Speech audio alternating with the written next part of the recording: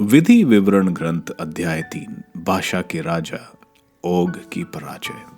इसके बाद हम बाशान की ओर बढ़ने लगे। तब बाशान का राजा ओग अपनी सारी सेना के साथ एद्रई के पास हमारा सामना करने आया। पर प्रभु ने मुझसे कहा, उससे मत डरो, क्योंकि मैंने उसकी सारी सेना और उसका देश तुम्हारे हाथ में दे दिया है। और जैसा तुमने हेशबोन के अमोरियों के राजा सिहोन के साथ किया था, तुम वैसा ही उसके साथ करो। इस प्रकार प्रभु हमारे ईश्वर ने बाशान के राजा ओग को भी उसकी सारी सेना के साथ हमारे साथ दिया। हमने उन्हें इतनी बुरी तरह परास्त किया कि उनमें एक भी जीवित नहीं रहा। उस समय हमने उसके सब नगरों को भी अपने अधिकार में कर लिया।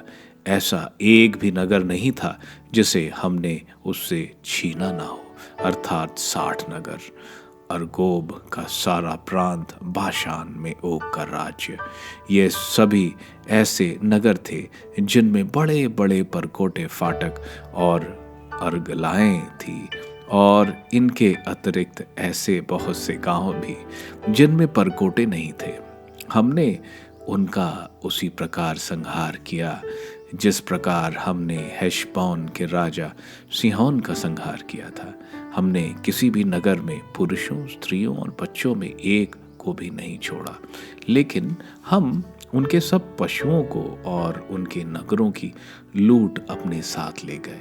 इस प्रकार हमने उस समय यार्दन के उस पार के दोनों अमोरियों राजाओं के देशों को अर्नोन नदी से हेर्मोन तक अपने अधिकार में ले लिया। सिदोनी लोग हेर्मोन को सियोन और अमोरी लोग सानीर कहते हैं।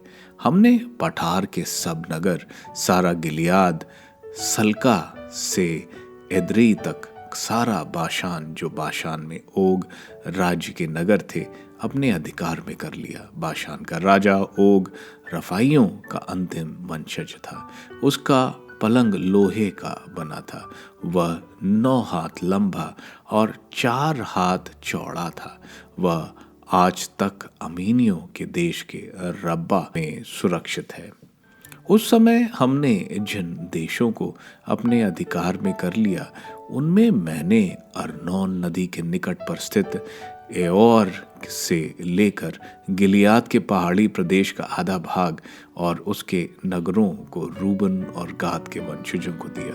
मैंने मनश्शे के आधे वंश को गिलियाद का शेष भाग और समस्त बाशान ओग का राज्य दिया। बाशान का समस्त प्रांत पहले रफाइयों का देश कहलाता था। मनश्शे के पुत्र याईर के अरगोब के सारे प्रांत को गशूरियों और मकतियों की सीमा तक जीत लिया था, और अपने नाम पर उनका नाम हबोद याईर रखा था। आज तक बाशान का यही नाम है। मैंने माकीर को गिलियाद दिया था। मैंने रूबेन और गाद के वंशजों को गिलियाद से लेकर अर्नोन की घाटी तक का प्रांत दिया। उनकी सीमा घाटी का मध्य थी, और इसके अतिरिक्त गिलियाद से यबोक नदी तक का प्रदेश।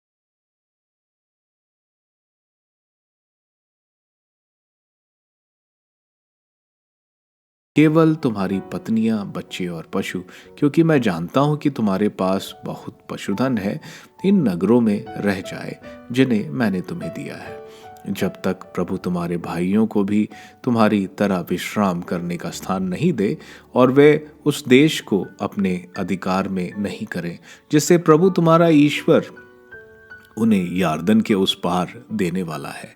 तब तक तुम में कोई भी उस भूमि को नहीं लौटे जिसे मैंने तुम्हें दिया है। मैंने योशुआ को उस समय यह आदेश दिया था। तुमने अपनी आंखों से वह सब देखा है जो प्रभु तुम्हारे ईश्वर ने उन 2 राजाओं के साथ किया था। प्रभु उन सब राज्यों के साथ वैसा ही करेगा जिनके यहाँ तुम नदी पार कर जाओगे। उनसे नहीं डरो, क्योंकि प्रभु तुम्हारा ईश्वर तुम लोगों के लिए युद्ध करेगा। मैंने प्रभु से उस समय यह प्रार्थना की, प्रभु ईश्वर, अब तूने अपने दास पर अपने सामर्थ्य और अपने भुजबल को प्रकट करना प्रारंभ किया है। स्वर्ग में अथवा पृथ्वी पर कहीं ऐसा हो सकता है जो ऐसे महान कार्य कर सके जैसे तू करता है? मैं भी उस पार जाना चाहता हूँ और यार्दन के उस पार का रमणीय देश, वह सुंदर पहाड़ी प्रदेश और लेबनॉन देखना चाहता हूँ। परंतु प्रभु तुम्हारे कारण मुझ पर क्रुद्ध था और उसने मेरी प्रार्थना अनसुनी की। प्रभु ने मुझसे कहा, बस बहुत हो चुका, इसके विषय में फिर मुझसे कुछ ना कहो। तुम पिस्गा पर्वत पर चढ़कर और पश्चिम, उत्तर, दक्षिण और पूर्व की ओर दृष्टि दौड़ाकर उसे अपनी आंखों से देख लो, लेकिन तुम यार्दन पार नहीं कर सकोगे। योशुआ को आदेश दो, उसे प्रोत्साहित करो और ढारस बढ़ाओ, क्योंकि वही इन लोगों का नेतृत्व करता हुआ उसे पार करेगा और वह देश जिसे तुम देखोगे उनके अधिकार में दे देगा।